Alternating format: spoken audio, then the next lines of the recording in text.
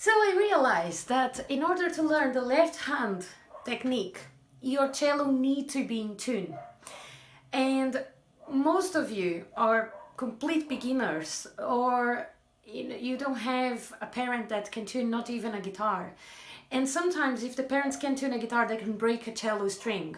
So I will go as quickly as I can through all the basics you need to know to be able to tune your cello without being able to recognize pitches. Okay, so the basic thing you will need is a tablet or a smartphone, and you will need to download a instrument tuner app.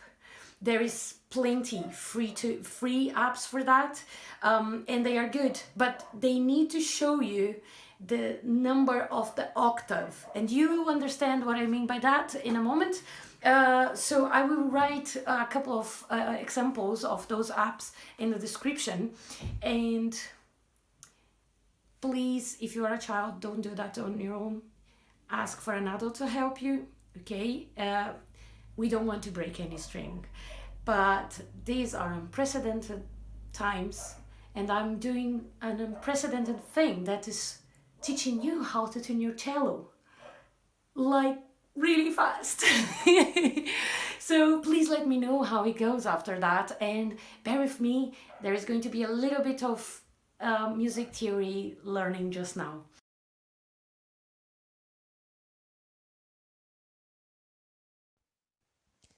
So I'm here downstairs by my piano, because at the piano you can visualize much easily the different pitches, because each one of them have a different key to it. It's much harder to see on a cello or a bass, because in the fingerboard you can't see the notes. So one important thing to understand is that there is a direction on the pitches that are going higher. If you compare this A to that A, this last one is a higher pitch than the other one. Yeah, and we call those octaves.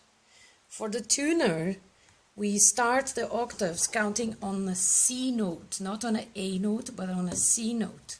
So if I play that first C here at the end of the piano, yeah, left end of the piano, you can see that beside the note there is a 1. My piano is out of tune, but you can see the little 1 beside. That means that this is the first octave. Then if I move forward 1 octave, you can see that there is a 2 beside the C. If I move even further, there is a 3. So you're getting higher. Yeah, saying G, but it's crazy. And then if I go even further, it goes to C4, and so on until the end of the keyboard.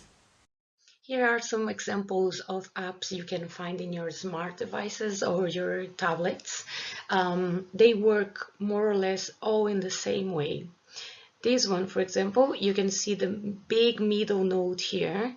That's the note you need to aim for, yeah? And you would like to see the indicators, any kind of indicator that go right or left here. They need to be in the middle. Okay, I would not advise you to download this app particularly, because there is no way to see which octave you are playing in. So please pay attention on that detail. This one is better because you can see here beside the note in the middle, you can see the octave number. Very important not to break the string, to be playing on the right octave. So here again, this indicator will go to the right if the note is too high, will go to the left if the note is too low, and your aim is to be in the middle. Some apps can be changed to cello settings. You can go to the settings and then change the instrument to cello, and it will work then better on the lower strings of the cello. This one is the same one, just with a different color, and here the cello setting is already there, and the indicator is right in the middle, but we don't have any F string. This is another example of how a tuner can look like. It works in the same way as the others, but the indicator doesn't go right and left, simply right and left. It goes towards a sharp and goes towards a flat. But these two signs here on the little corners, they are just helping you to know if you're going too high or too low. The one that really matters is if there is some sign beside the note on the top. This one tells you that the note it was listening was a C sharp and not a C. Remember, we want only natural notes, no sharp, no flat when we're tuning the cello. Okay, this one is showing an A flat. We don't want to see A flats. We want to see an A with nothing beside it.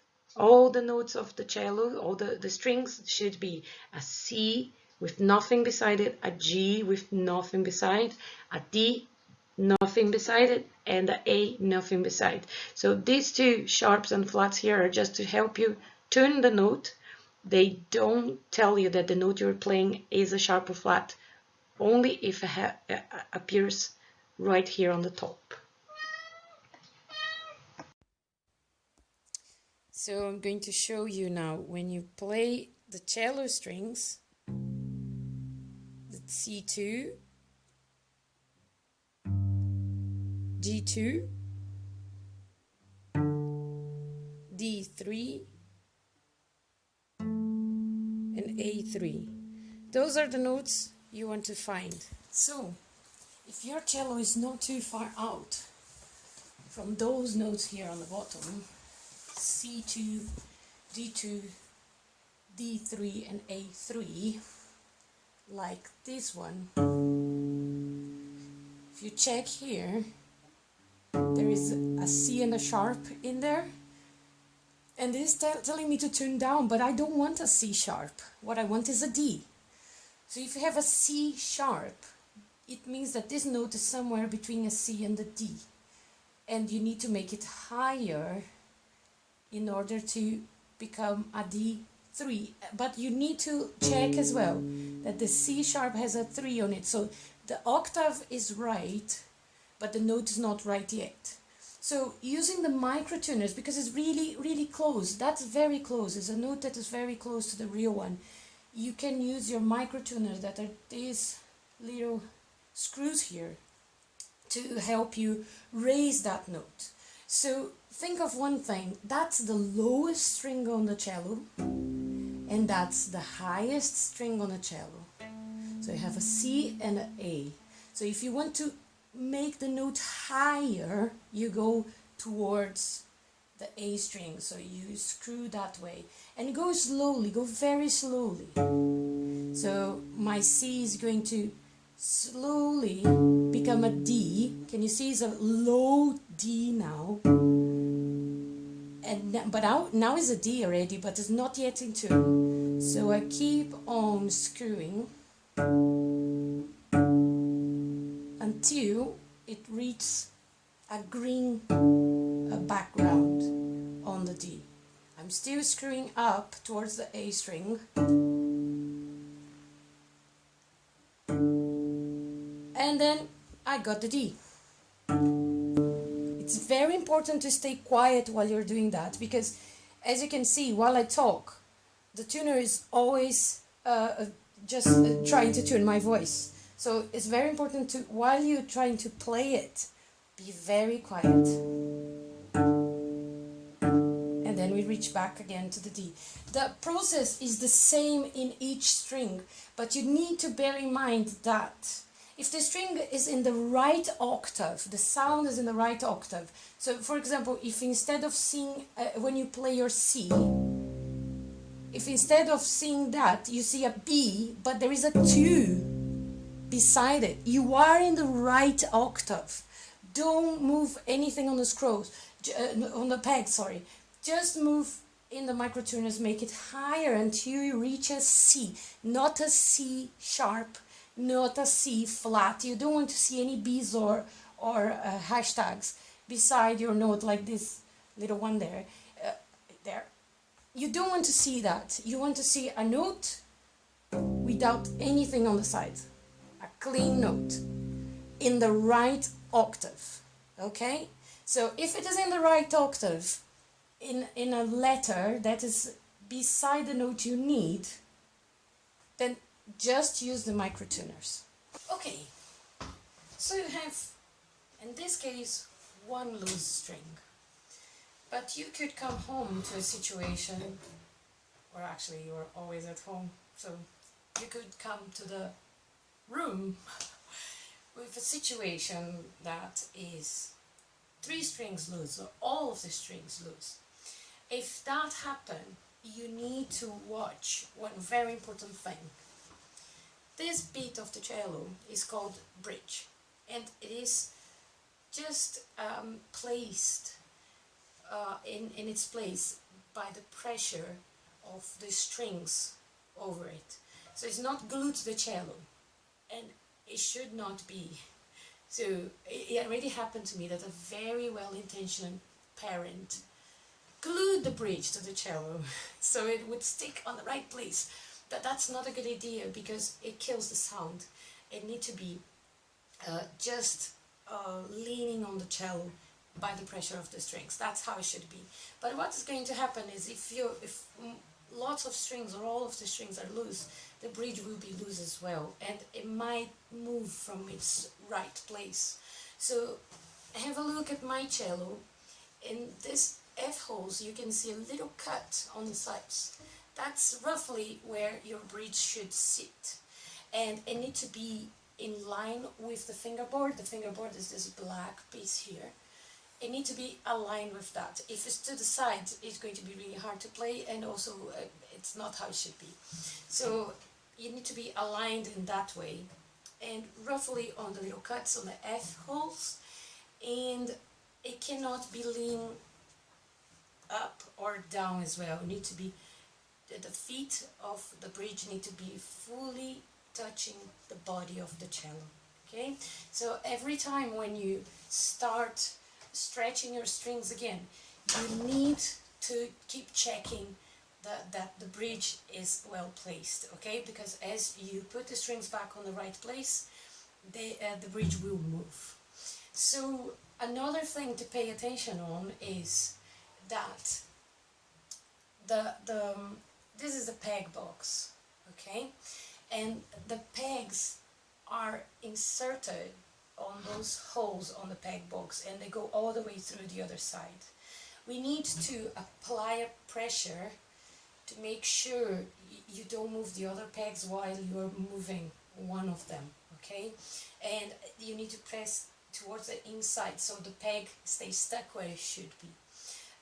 So to begin with, your string or strings is so loose that using the tuner is helpless. At this stage is helpless. So what you need to do is actually tighten the string a little bit until it doesn't look like spaghetti. Yeah, so we'll tighten a little bit.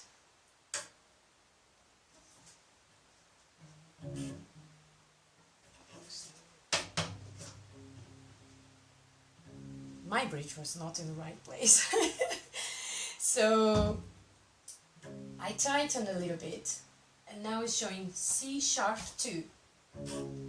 That is the second octave, and we need to reach A3. This is the A3.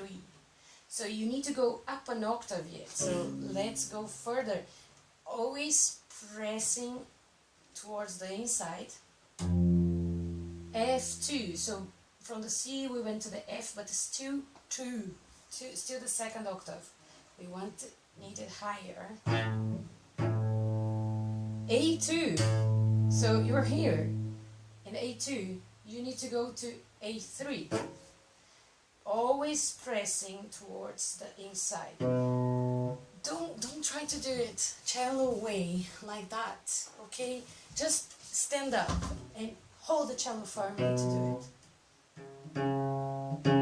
C3. So we are here in the right octave, but you still need to go all the way to the A.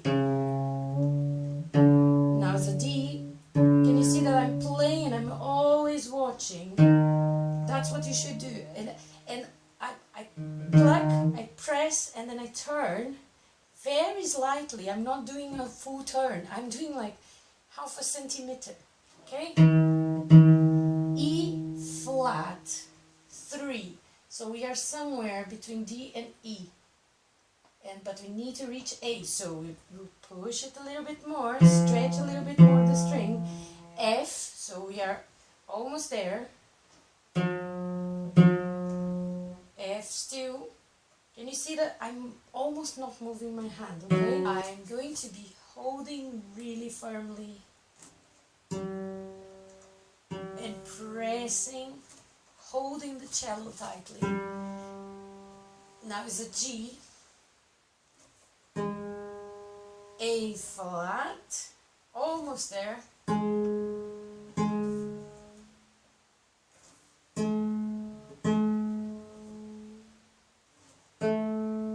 So now it reached the A, and normally at that stage it's not green yet, but at that stage I would start using the microtuners to finish the tuning.